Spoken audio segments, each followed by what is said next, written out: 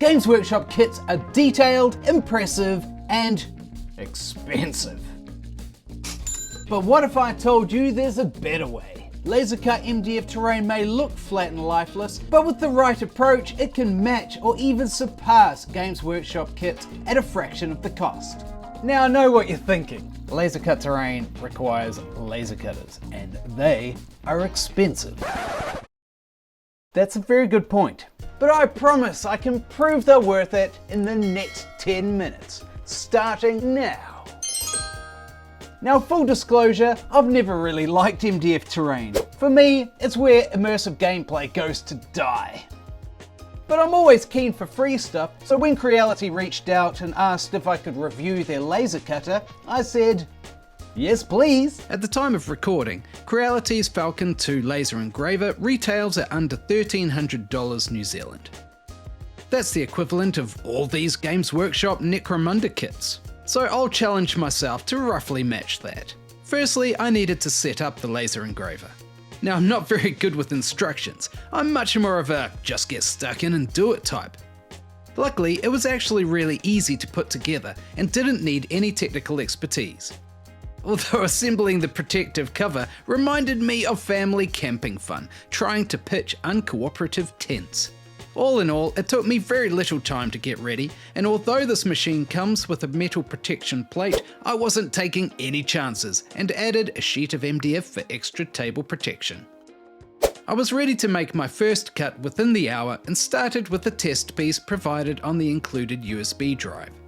As cool as this looks, I'm more interested in terrain, so I went hunting for files online. I quickly found these Necromunda-inspired files on Thingiverse. They're made by a guy called Bilbo Stomper. It's a great name. There are so many of them and they actually look really good, and better yet, they're free.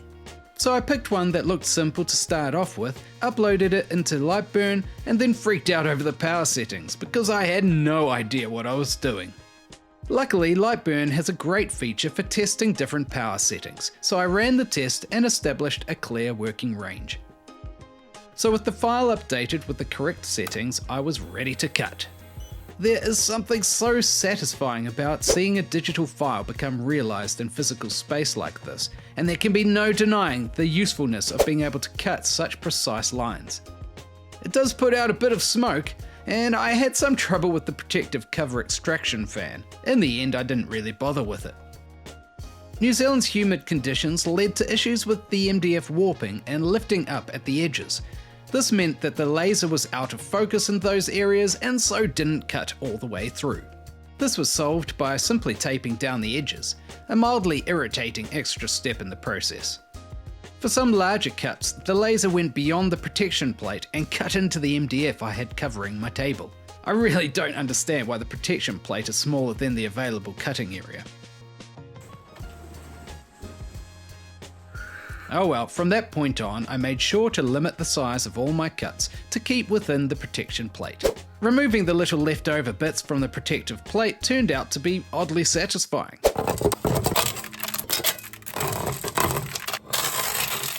Oh yeah! Along with poking out the little bits.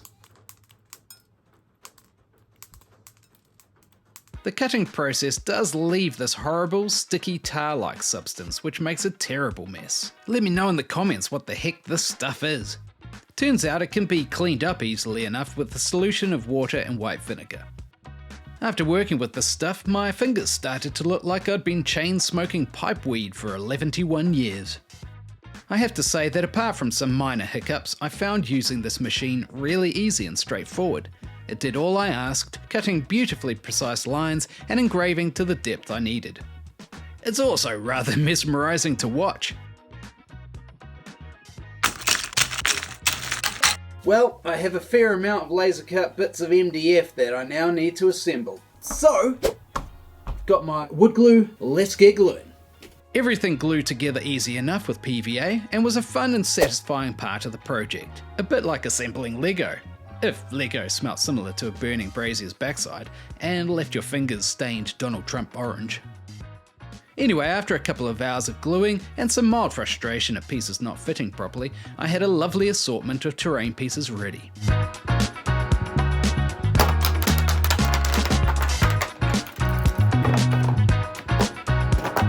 Now I probably could have stopped here because this was already shaping up to be a great looking layout, but I figured I should add some 3-level structures and some more platforms, and of course I'd need more stairs and ladders for access. I have been described as somewhat obsessional, a rather unfair observation. Thankfully, with the magic of stop motion, these pieces glued themselves together rather effortlessly.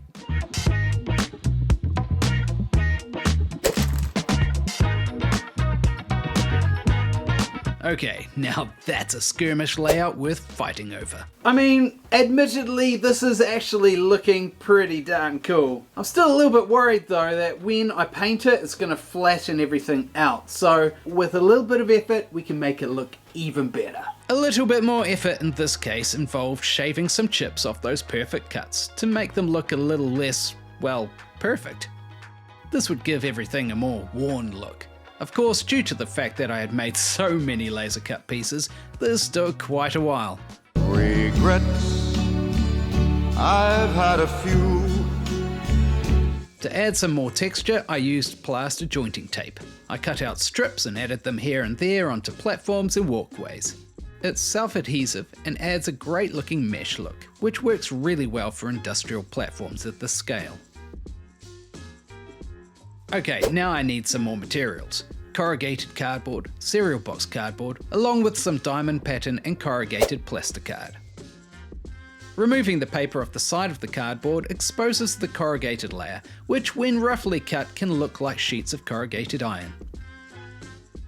Crumpling cereal box cardboard leaves creases on the shiny side, which when painted can look like roughly beaten sheet metal. Using a hammer to punch holes into the cardboard creates the impression of bullet holes. The same can of course be done with the plasticard. I used hot glue to fix these materials onto walls, guardrails and floors. I love the look that they add to this terrain. A real ramshackle Mad Max-like patchwork of metal Necromunda gangers will be dying to scrap over. Cardboard straws are also a useful material for creating the look of pipes.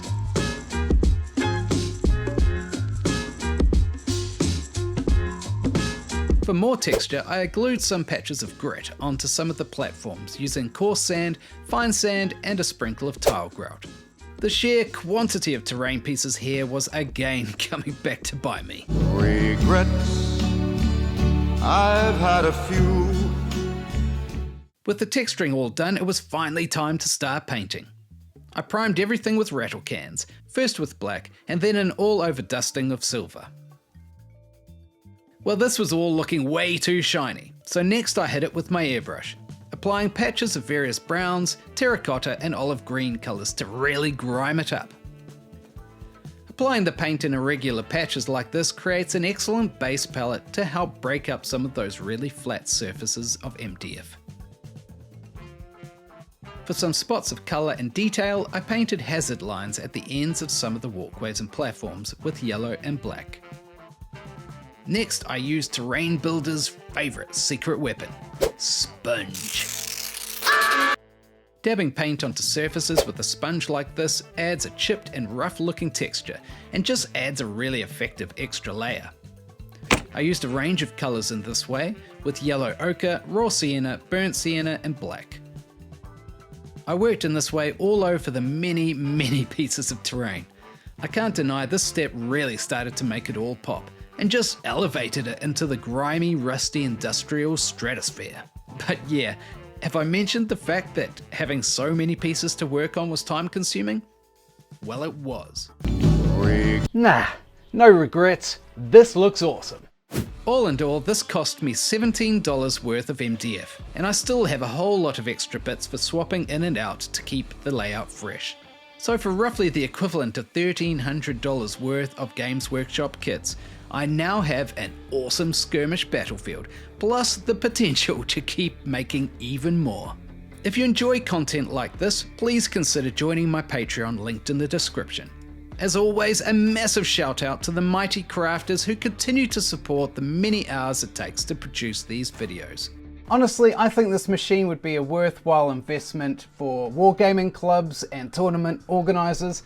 And if you do have the means, this is a pretty awesome tool for terrain building, and actually for making all sorts of great stuff. If you have been convinced and are keen to invest, then please purchase the Falcon 2 through my affiliate link listed in the description, and you'll get a sweet little discount, plus a bit of cash comes back to the channel. If you're still not sold, then well done for making it this far, and remember, hitting like and subscribe costs nothing and makes creators like me happy. Please do let me know what you think in the comments, and check out these videos for more terrain building madness. And I'll see you next time at 3D Games. Until then, good hobbying everyone.